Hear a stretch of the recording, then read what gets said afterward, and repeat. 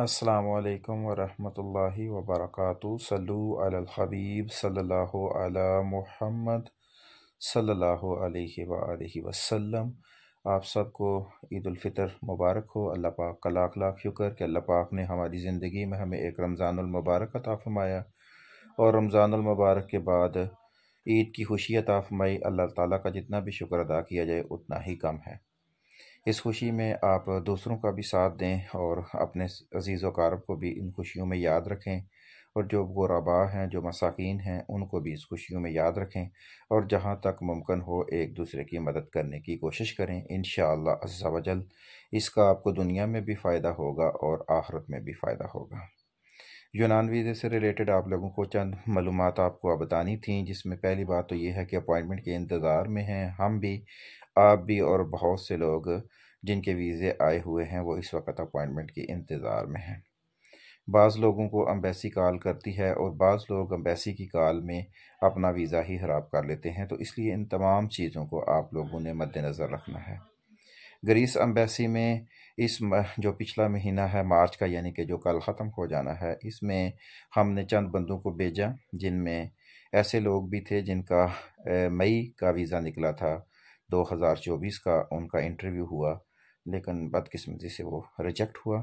उसके बाद last week में, यानी कि 20 तारीख के बाद जिन लोगों को भेजा गया उनमें ऐसे अफराद भी थे जिनके वीज़े अगस्त में आए हुए थे, और उनको एम्बेसी ने कहा कि आपके वीज़े वापस भेज दिए गए हैं, अब आपको नया वीज़ा लेने की ज़रूरत होगी।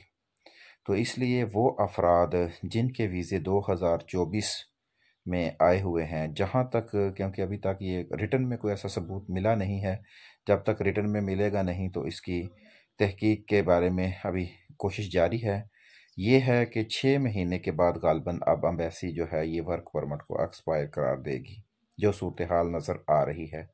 ऐसे अफराद जिनके अगस्त में वीज़े आए थे उनको भी एम्बेसी ने कहा कि आपका वीज़ा एक्सपायर हो चुका है और वापस भेज दिया गया है। तो इसलिए वो अफराद जिनके वीज़े आ जाते हैं वो चंद पैसों की बचत के लिए या किसी भी वजह से या किसी भी ज़रिए से या किसी भी मुश्किल की वजह से ज़्यादा लंबा देर अपने वीज़े को इंतज़ार ना करें।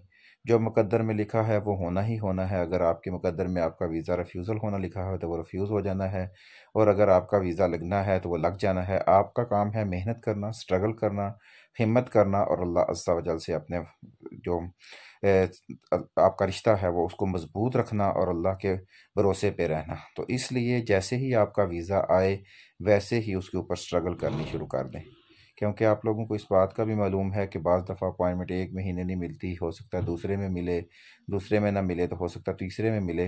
तो इसलिए बेहतर ये है कि जैसे ही आपका वीज़ा आए आप उसको कोशिश करें कि 3-4 महीने के अंदर अंदर अपने वीज़े को क्लियर कर लें, ताकि आपको किसी परेशानी और किसी मुसीबत का सामना ना करना पड़े। और इसके साथ साथ आपने ये चीज़ें भी ज़हन में रखनी है कि आप मेडिकली फ़िट हों, आप आपके पेपर वर्क मुकम्मल होना चाहिए, ताकि जब भी आपको अपॉइंटमेंट मिले तो आप आसानी से जा सकें और अपने वीज़े को ऊपर काम करवा सकें। बहुत से लोग क्वेश्चन करते हैं कि मेरा वीज़ा आ गया है तो अब मैं क्या करूं। जैसे ही यूनान से आपका वीज़ा आ जाता है तो सबसे पहले आप मेडिकली फ़िट होने चाहिए, एफआईआर वगैरह के मामले में आपको पता होना चाहिए। उसके बाद आपने लेनी होती है अपॉइंटमेंट। अपॉइंटमेंट के बाद आपका फ़ाइल तैयार होती है, आपकी इंश्योरेंस होती है, आपका इंटरव्यू होता है, और फिर एम्बेसी डिसाइड करती है कि उसने आपको वीज़ा देना है या नहीं देना।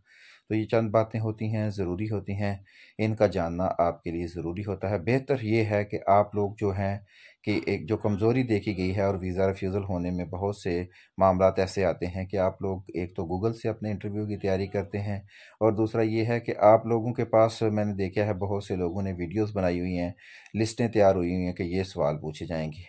तो जब आप किसी दूसरे की लिस्टें देखकर अपने इंटरव्यू की तैयारी करते हैं तो उसमें कामयाबी के चांस कम होते हैं।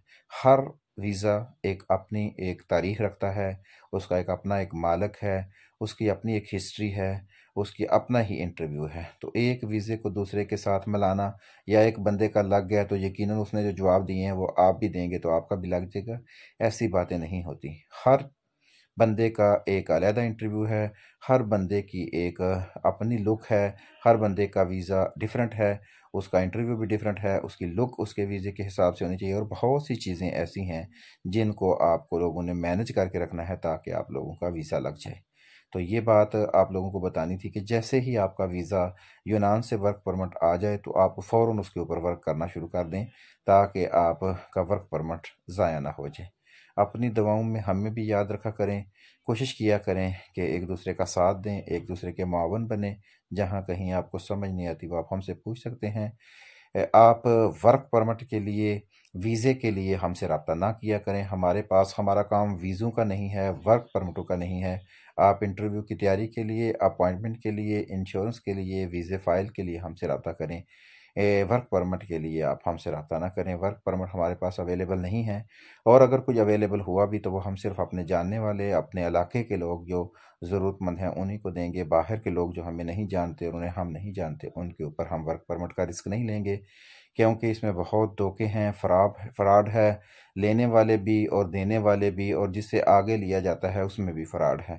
یہاں تک کہ بہت سے ایسے لوگ جو بڑے ہی ہم نے ایماندار دیکھے ہیں وہ بھی فراڈ کیا ہے انہوں نے بھی۔ تو اس وجہ سے بالکل آپ اس جو ہے ورک پرمٹ سے ریلیٹڈ ہم سے رابطہ کر کے اپنا اور ہمارا وقت ضائع نہ کریں۔ نہ ہمارے پاس ورک پرمٹ ہے اور نہ ہی ہمارے پاس کوئی یونان کا ویزا ہے جو ہم آپ کو دیں۔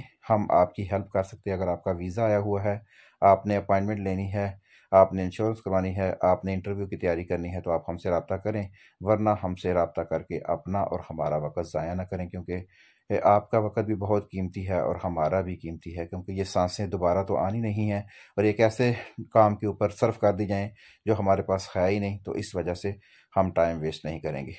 اللہ تعالیٰ آپ کو خوش رکھے اور دونوں جہانوں کی بھلائیاں عطا فرمائے۔ آپ لوگ بھی کوشش کریں کہ ایک دوسرے کا ساتھ دیں اور ایک دوسرے کے لیے معاون بنیں۔ جو گریس کا ویزا ہے اب اس کے نکلنے میں بھی تھوڑا سا ٹائم زیادہ لگتا ہے، اس کی وجہ سے بھی آپ لوگ پریشان نہ ہوا کریں، کیونکہ یہاں اب آن لائن سسٹم ہے، آن لائن سسٹم کے تحت ہی پیپر جمع ہوں گے اور اپنی باری کے اوپر نکلیں گے، تو اس وجہ سے جب آپ کے پیپر لیٹ نکلتے ہیں تو آپ اس کے اوپر بھی غور و فکر کریں۔ بہت سے فیک ویزا نکل رہے ہیں، بہت زیادہ ویزا فیک ہو رہے ہیں، اور جیسے جیسے ویزے فیک ہوتے جائیں گے امبیسی میں بھی حالات ٹف ہوتے جائیں گے، اور میلیں دوبارہ کروانے اور یہ سارا سلسلہ جو ہو رہا ہے یہ اسی چیز کی مد نظر ہے، کیونکہ ویزے 2 نمبر بہت زیادہ نکل رہے ہیں۔ اب ہمیں نہیں پتا کہ لوگ 2 نمبری کیوں کرتے ہیں۔ بھئی جب آپ کے پاس ویزا ہے ہی نہیں تو آپ کو حامی بننے کی کیا ضرورت ہے، لوگوں کے پیسے کھانے کی کیا ضرورت ہے؟ ایمانداری سے چلیں، تھوڑا کھا لیں اور کسی کو فراڈ نہ لگائیں۔ تو ہماری یہ دعا ہے کہ اللہ تعالیٰ آپ کو، ہم سب کو اس دنیا میں رہ کر موت کی تیاری کرنے کی توفیق عطا فرمائے، اور اللہ تعالیٰ ہم سب کو اپنے رب کے ساتھ اپنے رشتے کو مضبوط کرنے اور اللہ کی بنائی ہوئی مخلوق کے ساتھ ظلم نہ کرنے کی بھی توفیق عطا فرمائے، کیونکہ جب ہم لوگوں کے ساتھ ظلم کریں گے تو وہ ظلم کسی نہ کسی ذریعے سے ہمارے سامنے آ جائے گا۔ تو اس لیے اپنے رب کے ساتھ دوستی رکھیں اور اللہ کی مخلوق کے ساتھ دوستی رکھیں، کامیابی آپ کے قدم چومے گی۔ اپنا ڈیروں یاد رکھیے گا، دعاؤں میں ہمیں بھی یاد رکھیے گا۔ السلام علیکم ورحمۃ اللہ وبرکاتہ۔